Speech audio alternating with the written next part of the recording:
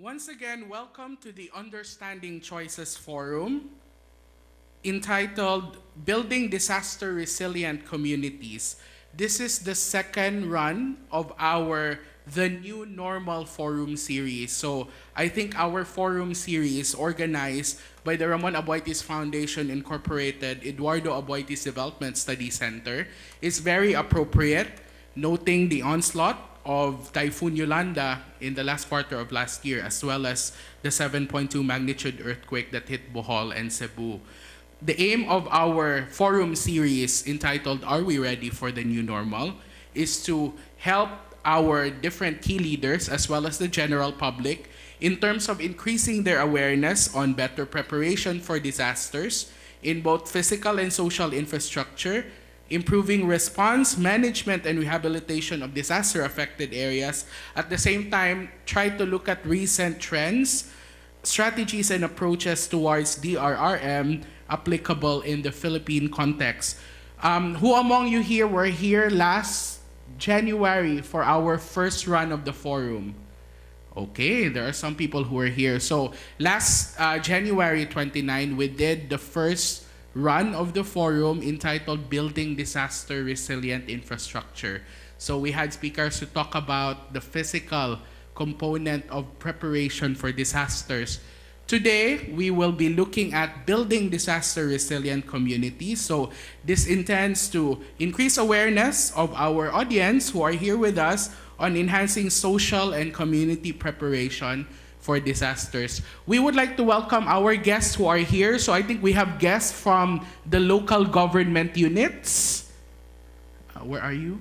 Yes, so we have some representatives from the LGUs all over Cebu province. We also have representatives from non-government organizations, both locally and internationally. Welcome. We also have representatives from the academe, our teachers and students, high school and college students. Welcome as well. I think we have even students from Medellin who went all over here just to be with us in this forum, and Camotes as well. So welcome. And we also have our national government agencies. Welcome, sir, ma'am. And our guests also from the business sector as well as from the media. So welcome to the Understanding Choices Forum, and we hope that this afternoon's forum will be meaningful for all of us as we prepare and strengthen our capacity towards disaster risk reduction and management. So without further ado, we would like to start the forum with our first speaker. Our first speaker is a human rights lawyer with over 13 years of experience in protection, emergency response, management, and development work in Africa, Asia, Latin America, Europe, and the Middle East. She managed and led emergency responses requiring rapid deployment of human and financial resources. She has proven ability in designing and implementing country strategies, increasing and expanding program delivery, and the training and mentoring of staff and partners, including the development of training modules in disaster and emergency response. So she recently was our trainer as we built our capacity on DRRM. Her extensive experience in partnership building, coordination, advocacy, representation, and negotiations allowed her to work with various institutions like the Catholic Church and Caritas at all levels, United Nations agencies, and international donor organizations. She is currently the Emergency Team Response Field Director and Global Country Director for Yemen, Nigeria, and the Philippines of the International Rescue Committee. Ladies and gentlemen, please welcome to talk about field observations on disaster response and building disaster resilient communities, Ms. Susana Taklek, the Country Director for the Philippines of the International Rescue Committee. A round of applause, please. Hello, everyone. It's a great pleasure to be here with you. First of all, thanks to Mel for his presentation about myself. If there is anybody who is in need of a field director, he has just read my summary of a CV, so please, I'm accepting offer for employment. Just a couple of words about the International Rescue Committee. IRC is an international relief and development organization. We currently work in more than 40 countries around the world, working primarily in conflict, but as well as disaster-prone communities. This is our first experience in the Philippines. We came here in November, immediately after Typhoon Yolanda struck this part of the Philippines, and we are currently working on Panay Island and in North Cebu with RAFI, where we are providing assistance in the area of shelter, livelihood, water sanitation, and protection. So this in brief.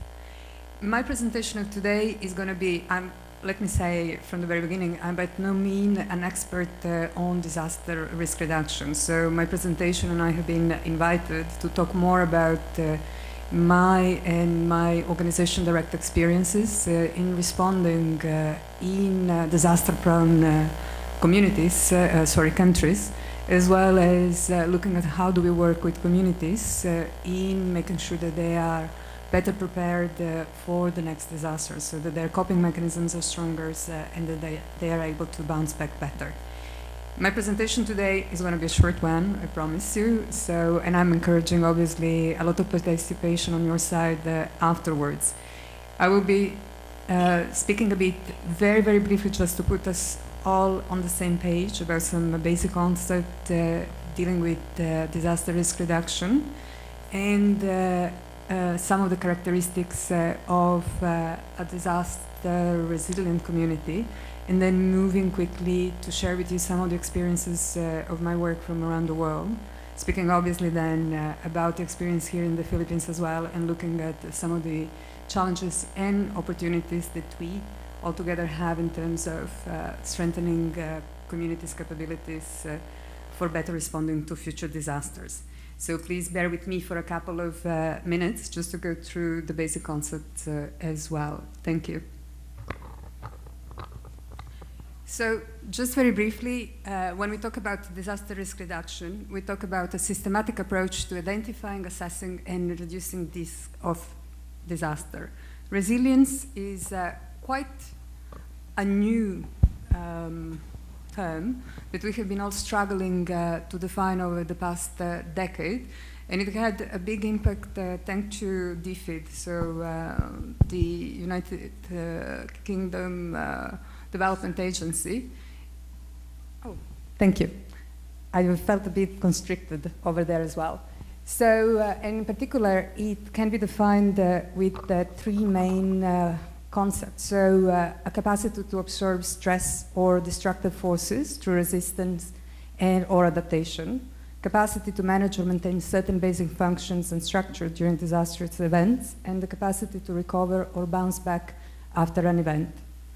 Community, well, fairly easily, a group of people living in the same area or close to the same risk. This is the easiest definition, obviously, because it looks at just the geographic definition of a community. Community is, however, a much more complex and dynamic concept, and it is important to remember.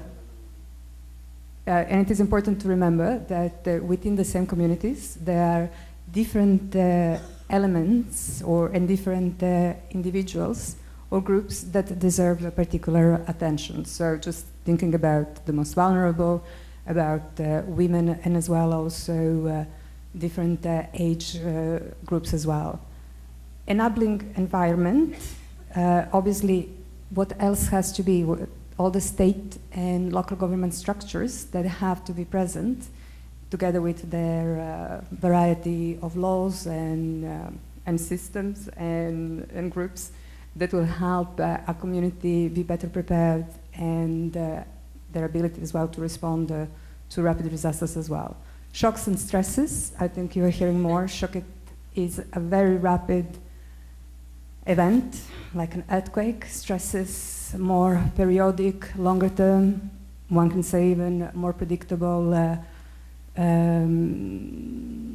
like droughts or floods and similar. This just very briefly to go through some of the basic concepts. Talking about the characteristics of a disaster-resilient community, it's due for us to go back and think about just that the Hyogo framework for action. As you remember, in 2005, I believe, several international organization governments under the leadership of the UN convened in Kyoto, I believe, to set together a 10-year strategic plan for action and identify 5 of the main pillars or sectors or areas that needs to be present in order for us to build disaster-resilient communities. So you can look at, it's a wide variety from governance, thinking about the ability of government to set up laws and structures, allocate budgets and funds in order to both work on the preparedness as well as on the response side in the case of a natural disaster or a conflict. Risk assessment, knowledge and education, looking at awareness raising, education about global warming, climate changes, issues of, areas connected to risk management and vulnerability reduction, such as management of natural resources, and then obviously looking at disaster preparedness and response. So all those activities that needs to happen at the community level in order to enable us to be more prepared and better responses, etc. So as you have seen, there is a lot that needs to happen. It's a quasi-utopian, one would say, list, because there are so many different sectors and so many different actors that need to be present at the same time and work together in order to enable us to be better prepared, to better prepared communities for disaster situations, as well as being better and faster responders. The reality on the ground, and this is where I believe I'm a bit better positioned to talk right now, is what is happening and how are different countries and communities able to respond when they are struck by a natural disaster or a conflict. We will focus more on natural disasters and less a bit on conflict because it is more relevant for the Philippines as well. So I have chosen a couple of examples, and I hope that this is going to prompt us to think a bit more about and liaise this with what is happening in the Philippines as well. When I came, even before I came to the Philippines, you remember that all international and national media were talking about, the Philippines today is what was Haiti in 2010. It's the same type of a situation, talking about the magnitude of the disaster and the needs that were present on the ground. I tend to disagree, and I hope that you will agree with me by the end of my presentation as well. The Philippines doesn't have anything like Haiti doesn't have anything like the Philippines. The Philippines is one of the poorest, if not the poorest actually, country in the Caribbean. It has a very weak government and not such a strong civil society either. When the earthquake happened, it affected primarily and exclusively the main capital cities, so Port-au-Prince. In 35 seconds, as long as the shocks of the earthquake lasted, basically more than 2/3 of the city was destroyed. What was left behind was a lot of rubble, a lot of death, and a lot of people living and being displaced in IDP camps all over the city. Why did I bring also this example? Because one of the things that was very interesting, immediately in the aftermath of the earthquake, when we were still struggling to provide some basic emergency responses and bring life-saving relief to affected communities, the international community, together with the local the government of Haiti, started making grand plans in terms of how can we help now the recovery and what will make more sense in terms of making sure that should there be another disaster, it is not going to have the same devastating and destroying effect. So what I recall, sitting in many of the meetings, it was plans about relocation. And when we talk about relocation, it wasn't just relocating the internally displaced people from the areas where they were living, but also thinking about, well, we need to build back better and safer. So one of the plans that was coming was to relocate the entire city in another place. At the same time, people were obviously shocked because they said that's fantastic, but when it is going to happen? The international community, and just think about the cost involved in taking such a grand plan. For many of us, it was a brilliant idea. I mean, if it was feasible, but we knew that something else needs to happen as well.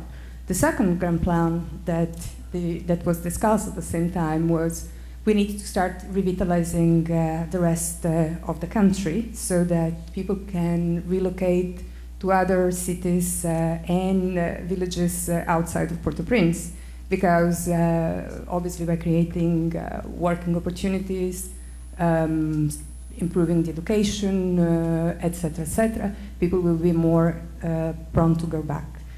Up to date, 4 years later, very little has happened.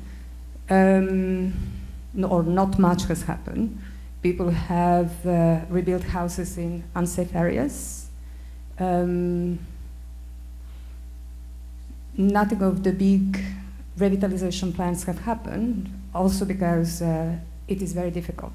As I mentioned earlier, Haiti being one of the poorest areas in the Caribbean, it takes much more. I mean, it is not a 4-year plan that is going to help improve the economy and create much and more enabling environment as well for Haitians to move in other places outside of the city. This is where their social network is, this is where their livelihoods are, and it is a plan that has to deal with it, needs to be a bit more realistic.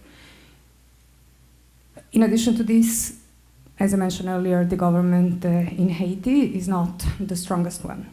One of the elements that has been very interesting is that of all of the international support and of the billions of US dollars that have been conveyed to rebuild and recover Haiti, only, I believe, 3% has been channeled through the government.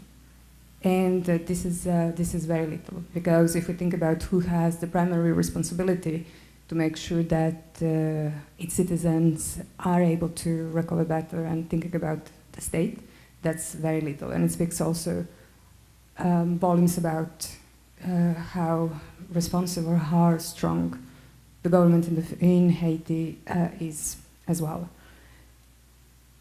One more thing about Haiti is the high number of disasters, of natural disasters that are happening. So immediately after the earthquake, I think it was in October, there was Cyclone Thomas, which has also a very devastating effect, and obviously compounded with a number of civil unrest that happened as well. So we did have a case of many cases of our beneficiaries that have been receiving assistance to recover from the earthquake, just then to be affected by Typhoon Thomas as soon as they start recovering, and then also losing everything during a conflict.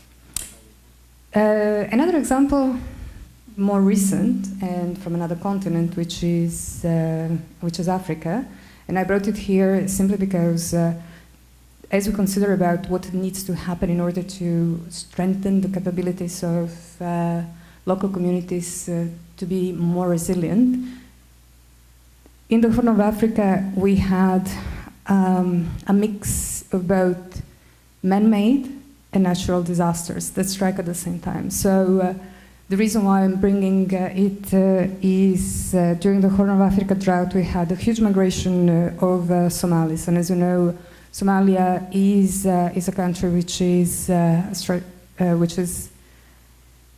suffering for decades now a conflict a civilian conflict, and it is also highly affected by a number and quite cyclic number of droughts and other type of natural disasters as well. And it is one of those countries in which, when we think about how to build disaster-resilient communities, thinking about how can we even access those communities and what type of activities can we put in place in order to make sure that they are stronger, that they do have access to livelihoods which will allow them to be better resistant and able to bounce back faster. It is extremely complicated for each and every humanitarian organization and development organization as well, and international community as such. So very difficult, extremely difficult context, and something to keep in mind. So we do have a combination of both conflicts of high level of insecurity in an extremely volatile context, compounded with a number of natural calamities and disasters. The third one, yes, Yemen. How familiar you are where Yemen is? Who knows where is Yemen?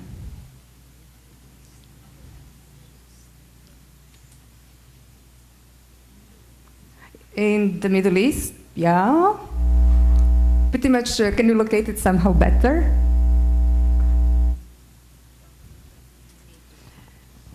Professor, pointing.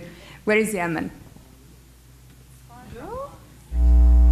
Ooh, Australian. Yeah, it's far away from you. So, or New Zealander, I don't know.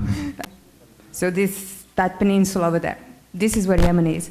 Yemen used to be one of the richest areas in that part of the world. The Romans used to call it Arabia Felix. So, I mean, so happy. Yemen is, I would say, the country with the highest problem when it comes to access to water in general. So the capital, Sana'a, and now I might be misquoting, I've been there a year ago, I spent 9 months, and, but if I'm correct, Sana'a, so the capital city, is the only capital in the world that is at high risk of running out of water. And if I remember correctly, the prediction is actually that the capital city is going to be without water by 2018, something like this. The rest of the country, if the capital is without water, and you can imagine just what is happening in the rest. So thinking about building a resilient community, what does it mean? What can we do? Going back, if you remember the 5 characteristics that needs to be the 5 pillars of a resilient community, you remember that governance, so government, responsiveness, and ability to put in place systems and structures which will be enabling for communities to be more prepared and more resilient. The government, there are plans, there is a possibility, and I think one of the solutions that the international community, so experts from all around the world, together with the Yemeni community has worked at, is to harvest rainwater and plant and develop little systems all around the country. In the country strategic plan for development, water appeared only on the 20th place. So down, down, down, down on the bottom. So how can you think about building resilient communities when your country is dying without water, when it's running out of water all over? And then you put into your strategic plan for the country water at the 20th place when it should be on the first, because everything is connected. I mean, if you think about Yemen being one of the countries with the highest level of malnutrition, it is directly connected. Okay? Big question mark. What are we going to do?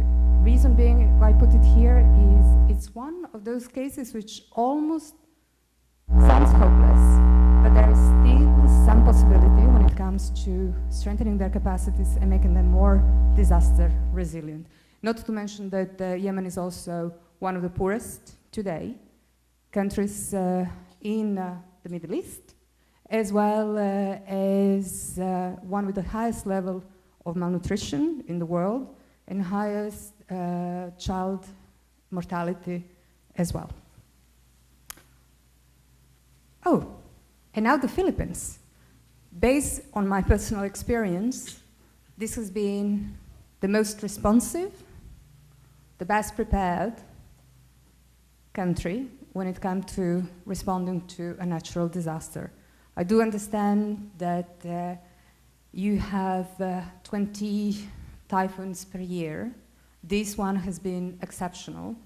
Just this year, I mean, thinking about what the country went through with Bohol, with Pablo, and now with Yolanda, it is amazing how the government here, the civil society, which is extremely strong and thriving, as well as I have to mention, this is the first time that I have seen such a high level of participation from the private sector, has been able to respond.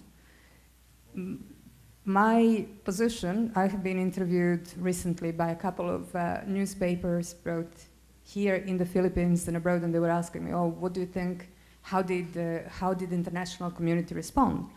So all of us who came from abroad, we were not the emergency responders. The first emergency responders have been the Filipinos themselves. We still were struggling in terms of how to identify which the best life-saving activities would have been. But who has responded the first has been the government in the Philippines together with civil society, with your volunteers, and yes, and as I have to say, and the private sector as well. I think that, again, as I said, it has been a very good response. I do understand there is a lot that needs to happen. There are big plans, as well as particularly looking at Tacloban, so Samar and Leyte. The areas where the IRC is working is an area that has been affected, not at the level as so Leyte and Samar. We have responded there because as an organization we go where there are not that many, when needs are great, but there are not that many actors that are responding and providing the much needed assistance. We have, as I mentioned earlier, as an organization we have worked primarily on shelter and livelihood, and focusing on areas, on the coastal areas. So making sure that we bring quick inputs which will allow communities to quickly get back on their feet. One of the things that I just want to stress is why did we develop this approach, which is, if you think about it, it's a very much an early recovery type of activities, particularly as we are working just through cash programs, so providing vouchers and cash grants for both shelter and livelihood. It's because there is a market which is already existing and strong, and it's just a bit of support. But the reason why we designed this approach was because we recognize the coping mechanisms and the strong resilience that communities in the areas where we were working possessed. So we have already identified that communities actually have started to self-organize themselves. They didn't need assistance in terms of starting cleaning activities, etc. What they needed was they needed a shelter, they needed physical protection to make sure that their families were safe and that they can start focusing about livelihood, and they needed inputs to restart their livelihoods as well. And so we worked with fishing communities and providing fishing livelihood, from rebuilding boats and buying engines, and doing this by engaging the local boat constructors, and we can see the results. A month after the vouchers were given, people had a decent house, which according to many of the beneficiaries that we talked to, were better than the ones that they had before the typhoon. We did provide also some trainings through local, everything has been done actually through local organizations to make sure that We give some tips in terms of how to build back better, but everything was done by the communities themselves, both shelter and livelihood. They didn't need long-term assistance. They needed just now an input. Give it now, we go back. And it is amazing. I have never had such an experience, and particularly seeing those results in such a short period of time. There were some issues as well, but minor. Just a bit of challenges in terms of, as we were discussing, how to build disaster-resilient communities. We mentioned already the fact that communities is not a monolith. It's something which is very dynamic, different, with different needs. And one of the big challenges that remain is, as we know, I mean, and I'm just repeating something which is, it almost sounds rhetoric, it's always the poorest that suffer the most. So there is a need really to make sure that as we work together, there is still a disconnect between development and relief agendas or development and relief strategies. And this is a big challenge because what we need to do is actually being able to link development with relief. They're part of the same. The role of the government, well, as I mentioned here, in the Philippines, good experience. But governments are the ones who have the greatest responsibility in order to make sure that they create an environment which is going to be conducive of building and strengthening resilience at the community level. And this has to be done both at the national, but as well as at the local government level, which is the one closest to the communities themselves. Another challenge, as I gave you some of the example, is how can we actually have meaningful responses that will help and strengthen communities' resilience in areas which are very volatile and at high risk of conflicts, and where insecurity for both communities as well as responders is very high. It's very difficult because you have to think about what type of livelihood options, what type of social protection can you put in place when and in a place where everything changes and can change overnight. And yes, as I mentioned earlier on, bridging the divide between development and relief. This is definitely still a challenge, but it is an area that can be quickly addressed by working together between these two sectors. And last, opportunities. Well, one of the opportunities definitely, I mean, we don't have to talk about what are the risks associated with global warming, with climate change, etc. I think by today we all are pretty much aware, whether through direct experience or by having been sensitized enough about the risk connected with the with climate change as well. I think that's an opportunity on which we need to build. We know that there is need for action. We know by now that everybody has a very important role to play in this area, and that we need to start making sure that all the actors, so looking from the international communities, local government, national government, local governments, humanitarian organizations, development organizations, research institutes, etc., work together toward the common goal. New technologies, well, we have seen many examples, particularly in the recent years, of how well just the cell phones have been put to use for early warning systems, etc. There are many more opportunities that we are testing and experiencing on a daily basis, and particularly looking at innovation and how those can be applied at the community level as well. And they're not expensive either. And the third one, and it is, I'm particularly fascinated, it is the catastrophe insurance. I think you are more than aware and more knowledgeable than I am that most recently the Philippine government has partnered together with the United Nations Disaster Risk Reduction Institute, so also something similar to this, and two of the major insurance companies to to come up with a scheme for catastrophe insurance, which basically will target local governments.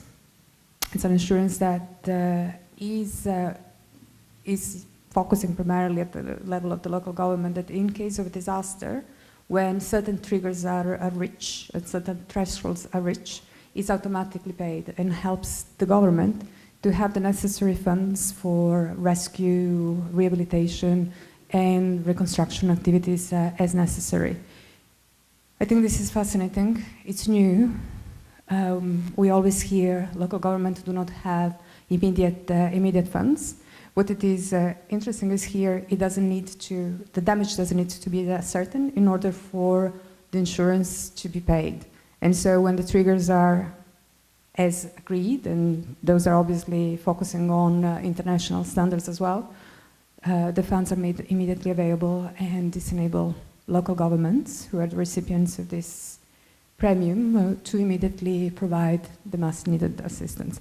I forget one thing, as we were talking about the challenge about poverty, there are some very good examples from now around the world about microinsurance, focusing primarily on the poorest segment of the population, particularly very small farmers,